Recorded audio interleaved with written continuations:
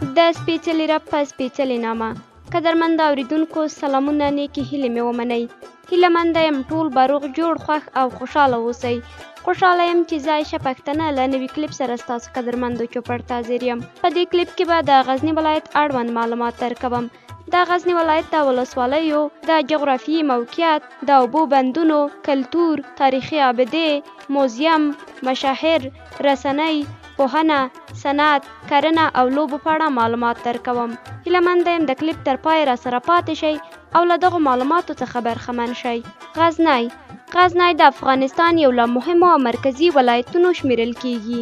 دغه ولایت د هېواد په دویمو درجو ولایتونو کې راځي او دا خورا ډیرو لرغونو آبادو لرونکی او غني تاریخي مخینه لري. غزنی د جغرافیایي موقعیت له پلوه د شمالي ارضالبلاد په 33 درجو او 33 دقیقو او همدارنګه د ختیځ طول البلاد په 58 درجو او 25 دقیقو کې پروت دی. غزني ښار له کابل څخه 145 کیلومتره کې د کابل کندهار د لوی لارې پر سر پروت دی. د دغه ولایت شمال ته د میدان وردګو او بامیان ولایتونه، ختیځ ته د پکتیا، پکتیکا او لوګر ولایتونه، سویل ته د زابل او لویدیځ ته د روزګان او زابل ولایتونه پراته دي. د دغه ولایت پراخوالی 23999 کیلومتره مربع ښودل شوی. د وګړو شمېر یې شاوخوا 1.5 میلیون تنه اټکل شوی دی. غزني د اقلیم له مخې په اوړي کې تود او په ژمي کې هوا ډیره سړیږي. په دغه موسم کې د حرارت درجه ان تر -20 یا 30 درجو پورې رسیږي. د ناور سیمه چې د ټول کال په اوږدو کې تودوخه د سانتیګریډ له مثبت 20 درجو څخه نه لوړیږي، لا خورا یخو سیمو څخه ګڼل کیږي. د کال په اوږدو کې 188 ورځې نسبت ګرمې او د اکتوبر میاشتې له 12 د اپریل تر 10 پورې هوا سړه او باراني وي. په دغه ولایت کې د کلني اورښت منځني اندازه 2296 ملي متره اټکل شوې او ځمکه یې د سمندر له سطحې 1800 متره لوړوالی لري.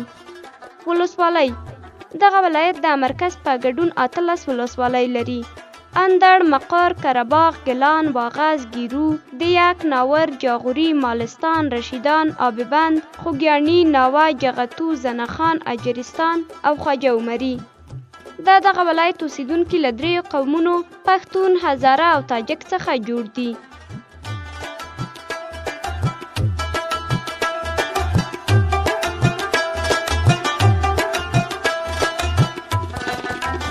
او له دې سره په څنګ کې نور واړه قومونه لکه بیات، سادات او سکان هم په دغه ولایت کې ژوند کوي او ډېرې ولسوالۍ یې پښتون میشتې دي. د اوبو بندونه: په غزني ولایت کې 15 د اوبو بندونه شته چې مهم یې آب استاده، سلطان بند، سردې بند، زنخان بند او زرسنګ بند دي. دغه بندونه د دغه ولایت په بېلابېلو ولسوالیو کې دي. که څه هم په وروستیو کلونو کې د وچکالۍ له امله اوبه کمې شوې، خو بیا یې هم کروندګر له اوبو څخه په پراخه کچه استفاده کوي او ډېرې ځمکې ترې خړوبېږي. کلتور: په دغه ولایت کې کلتوري هلې ځلې له لویه سره په 1941 لمریز کال کې د صنایع اونیزې په خپرېدو سره چټکې او په رسمي ډول پیل شوې. که د غزني تیر تاریخ ته پام وکړو، دغه ولایت په تیره کې هم له تاریخي او علمي پلوه د عرفان او علمي مرکز په توګه پیژندل شوی و. د سلطان محمود غزنوي په دوره کې په سلګونه شاعران، عارفان، لیکوالان لکه ثنایی غزنوي، سید حسن غزنوي، مسعود سید سلمان، فروخي سیستاني، ابو ریحان البیروني او نور له بېلابېلو ښارونو دغه ولایت ته راټول شوي وو. همداراز په غزني کې ډېرې کلتوري ټولنې شته، لکه د ثنایی ټولنه چې په 1450 لمریز کال کې د نیاز محمد خواشه په مرسته چې ډېر فرهنګیان یې وهڅول رامنځته شوه. لونګ ټولنه، د فرهنګیانو ټولنه، کاتب ټولنه، البیروني ټولنه، پسرلی ټولنه، کره‌باغ ټولنه، ارشاد ټولنه، زمزه کلتوري ټولنه، غزنه باستان اجتماعي ټولنه، کلیوال ادبي ملګري ټولنه او داسې نورې ټولنې چې په یاد ولایت کې جوړې شوي دي. دا هره ټولنه خپله دوریي غونډې لري او یا له دې لارې د نویو شاعرانو او لیکوالانو د کتابونو چاپېدو ته زمینه هم برابروي. خو په دې وروستیو کې په غزني کې د اطلاعاتو او کلتور ریاست له لوري څو پرله پسې فرهنګي ناستې او همداراز مشاعرې جوړې شوې او دا لړۍ اوس هم روانه ده. په غزني کې د نوي دولت په راتګ سره د پوهنې ریاست عامه کتابتون او د اطلاعات و کلتور ریاست پر البیروني کتابتون سربیره نږدې 25 کتاب پلورنځي شته او د دې ترڅنګ په ځینو شخصي پوهنتونونو او ښوونځیو کې هم ورته لوی کتابتونونه شته چې هر وخت ور زده کوونکي او نور د مطالعې مینوال ګټه اخلي. دغه راز په یاد ولایت کې په بېلابېلو برخو کې ډیر کورسونه او علمي مؤسسې په ځانګړې توګه د خطاطۍ کورسونه هم شته چې په سلګونو ځوانان اوس مهال پکې زده کړې کوي. که څه هم په غزني ولایت کې نوې عصري او ټکنالوژي په راتګ سره له سیمه ییزې موسیقي څخه مخ اوښتی، خو په دې وروستیو کې بیرته هغه پخوانۍ او سیمه ییزې موسیقۍ ته هم پام اړول شوی. اتڼ چې یو ملي دود دی، خو د دې سربیره د غزني په پښتون میشتو ولسوالیو کې ډیر مروج او یا هم دود دی او اوس یې هم د دغه ولسوالیو خلک د خوښیو په مراسمو کې ترسره کوي. تاریخي ابدې غزني ولایت 1500 کلن او لا اسلام نه مخکې تاریخ لري. په غزني کې ډېرې تاریخي سیمې او تاریخي ابدې شته، خو ورته د نه پاملرنې له امله دغه ډېرې ابدې او تاریخي سیمې مخ په خرابېدو او یا هم بیخي له منځه تللي دي. د بیلګې په ډول د دغه ولایت مهمه سیمه زوړکار یعنې بالایسار چې پخوا پکې د سلطان محمود غزنوي د سلطنت مقر وه یو له تاریخي سیمو بلل کیږي. دغه کلا نږدې 40 برجونه لري او ویل کیږي چې سلګونه کاله وړاندې دلته یو سرپټی د سرو زرو بازار هم و چې د جنګونو له امله وران او له منځه ولاړ او تاریخي آثار او سره زر یې تر خاورو لاندې شول. د غزني د زاړه ښار ځینې برجونه ویجاړ شوي او یا هم د له منځه تلو په حال کې دي. په دغه ولایت کې ټول نږدې 300 تاریخي سیمې، آبدې او مقبرې شته چې تر اوسه په تیرو 10 کلونو کې یوازې 13 یې رغول شوي دي. موزیم د غزني موزیم یو مهال د هېواد له غني موزیمونو شمیرل کېدو، خو په تیرو څو لسیزو کې جګړو له هېواده د نورو موزیمونو په شان دغه موزیم هم زیان ولید او ډیر تاریخي ارزښتمن اثار یې چور او تالان شول. خو په دې وروستیو کې ځینې هغه اثار چې په یاد مهال د ساتلو په موخه کابل ته لیږدول شوي وو او یا له نورو خواوو موندل شوي وو بیرته غزني ته لیږدول شوي دي. خو ډیر هغه اثار چې بهرنیو ملکونو ته قاچاق شوي او پلورل شوي لا هم ورک دي. غزنی د تاریخي اثارو له پلوه خورا غني ولایت دی چې باید په دې وروستیو کې ډیر کار ورته شوی وای. غزني مخکې یوازې د اطلاعات او فرهنګ وزارت پورې اړوند یو موزیم درلود چې هلته پکې له اسلام نه وړاندې تاریخي آثار ایښودل شوي وو. دغه موزیم اوس هم شته، خو آثار یې تر اوسه نندارې ته نه دي وړاندې شوي او له تیرو څو کلونو راهیسې یې دروازې تړلې دي. دغه راز په وروستیو کې په غزني کې 2 نور نوي موزیمونه هم جوړ شول چې یو یې د ولایت په مقام کې پخپله د ولایت لخوا جوړ شو او بل یې د غزني د اطلاعات او فرهنګ ریاست کې دی. کوم موزیم چې په ولایت کې جوړ شوی په سلګونو تاریخي آثار پکې نندارې ته وړاندې شوي او هغه موزیم چې د اطلاعات او فرهنګ په ریاست کې دی هلته هم نږدې 113 کلمه تاریخي آثار نندارې ته وړاندې شوي دي. په دغه موزیم کې ډیری هغه آثار چې له دې وړاندې په کابل کې وو او زیات شمېر یې هغه آثار دي چې پخپله په غزني کې بې برخلیکه پراته وو. د غزني په عمومي موزیم کې چې له تیرو 10 کلونو راهیسې دروازه تړلې هغه تاریخي آثار ایښودل شوي چې مخینه یې له اسلام څخه په مخکې زمانو پورې اړه لري. دغه ولایت زیاتې داسې لرغونې سیمې لري چې هلته پکې تاریخي آثار پیدا کیږي. دغه سیمې د غزني ښار په ګډون په ځینې ولسوالیو لکه ناور، اندړ او جاغوري کې دي. نورې هغه سیمې چې تاریخي آثار لري او یا د لرغونیتوب له پلوه ارزښتمنې دي د سروې چارې یې روانې دي او وروسته به روښانه شي چې کومې سیمې څه ډول آثار او لرغونتیا لري. مشاهر د غزني تاریخي او باستاني ولایت له ډیر پخوا تر اوسه مهم اجتماعي او هررخیزه علمي او سیاسي شخصیتونه په ځان کې روزلي او د علم، هنر او ادب له پلوه د هېواد یو له مهمو ولایتونو شمیرل کیږي.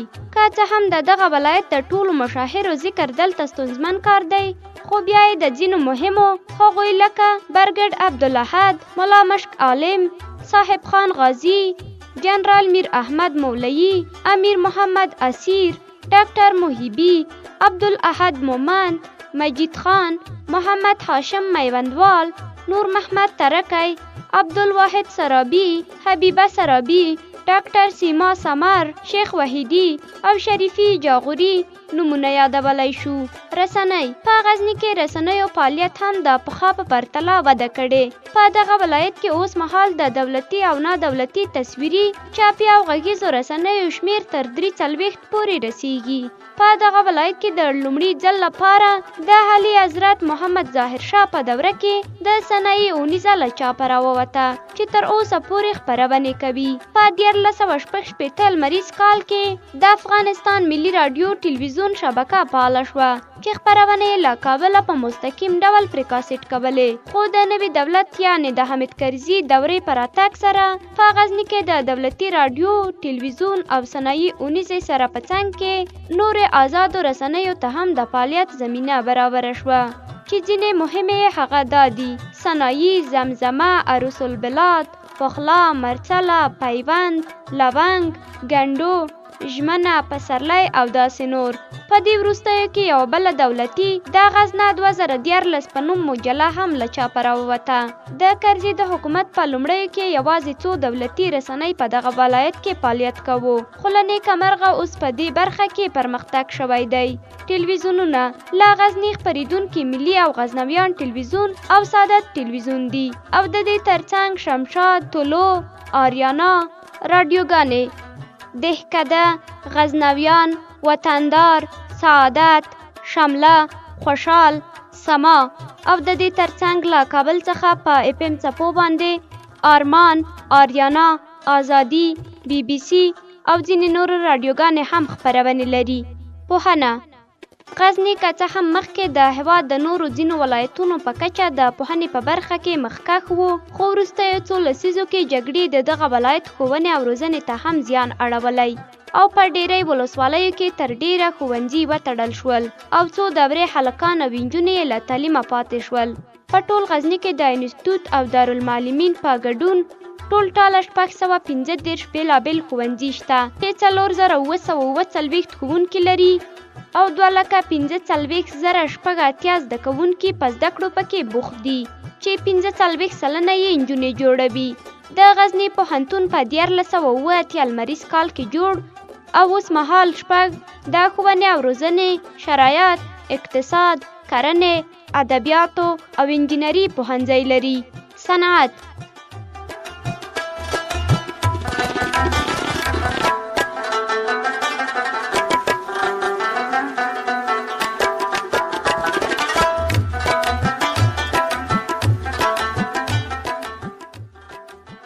په دغه ولایت کې د کلالې او پوستندوزي ترڅنګ مسګري، زرګري، پشمینه بافي، خامکدوزي، ښځینه ګنډونه او جامې هم د هغوی د صنایع په ډول کې راځي چې د دغه ولایت یوه برخه خلک یې پر جوړولو مصروف دي.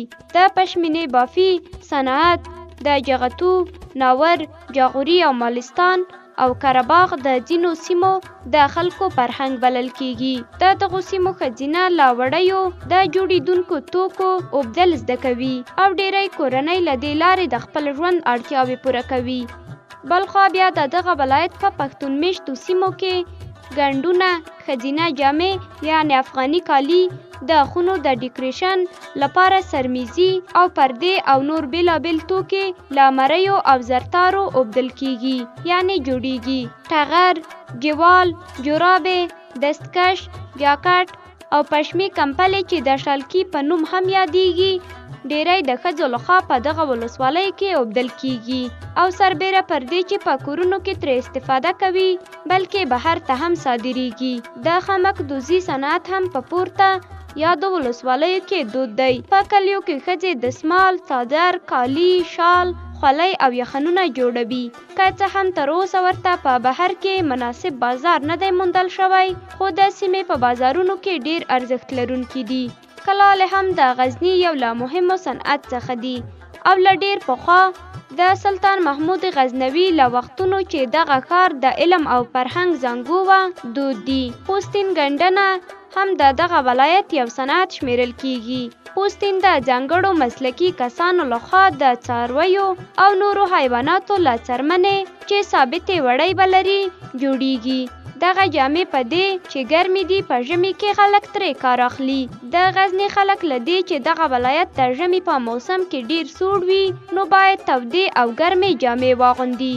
له همدې امله د غزني ډیری اوسیدونکي په ځانګړې توګه سپین ږیري له وړینو جامو استفاده کوي.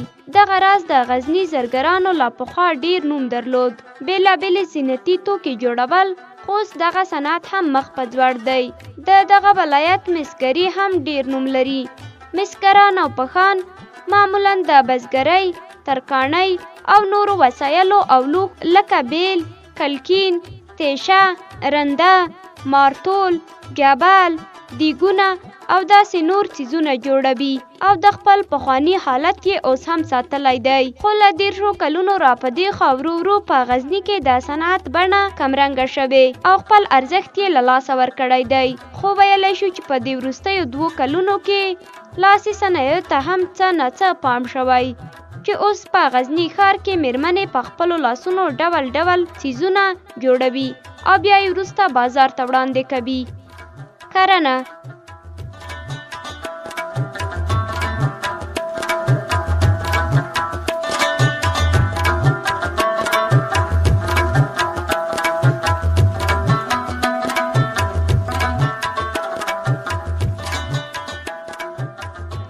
دغه ولایت شاوخوا 80 سلنه اوسیدونکي پر کرنه بوخت دي. دغه ولایت پراخه کرنیزه، اوبهیزه او للمي ځمکه لري.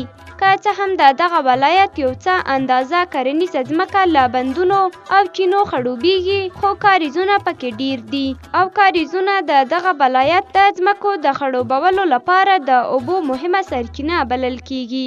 هغه سیمې چې د بندونو له اوبو بې برخې دي او یا هم طبیعي چینې ونه لري د ځمکې د خړوبولو لپاره د کاریزونو له اوبو ګټه اخلي.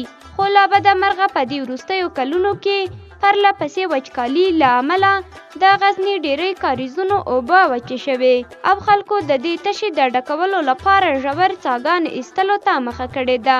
دغه ولایت د کرنې لپاره مساعدې او حاصلخیزه ځمکې لري چې بېلابېلې میوې لکه انګور، زردالو، آلو، مڼې، بادام، توت، شفتالو، هندواڼې، خټکي، ګیلاس، انجیر او داسې نور یې پکې ښه وده او ډیر حاصل ورکوي. دغه ځمکې د غلو او سبزیجاتو د حاصلاتو له پلوه هم بېساري دي. غنم، وربشې، لوبیا، نخود، عدس، شرشم او د سبزیو په برخه کې لکه کچالو، پیاز، مولی، ګازرې، ګندنې، نعنا، ګشنیز، کدو، بادرنګ، تره، کرم، شلغم، رومي او تور بانجان او داسې نور د دغه ولایت کرنیز حاصلات جوړوي. لوبې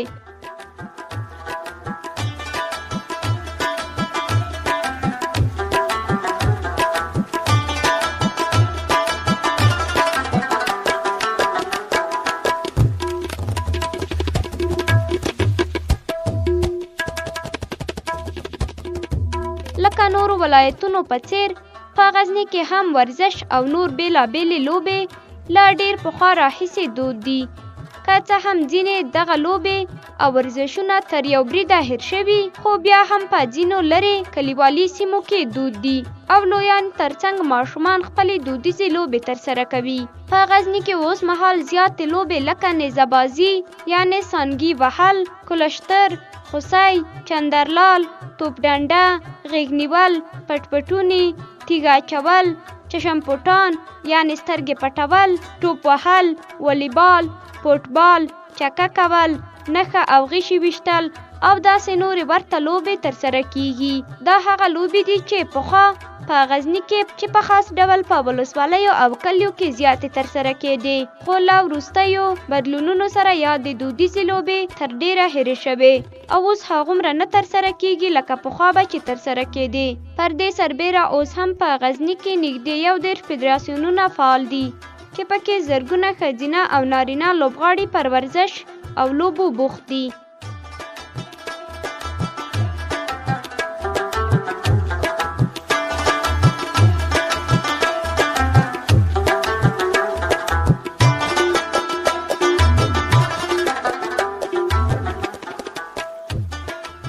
قدرمندو دوستانو دا و د غزني ولایت اړوند معلومات چې تاسو قدرمندو ته مې په دې کلیپ کې وړاندې کړل. په راتلونکي کلیپونو کې به ستاسو قدرمندو لپاره د هېواد د نورو ولایتونو اړوند معلومات درکوم. هیله منده یم زموږ راتلونکي کلیپونه هم در سره به څارئ. تر بیا بل کلیپ ما عایشه پختري ته اجازه راکړئ. د الله په امان.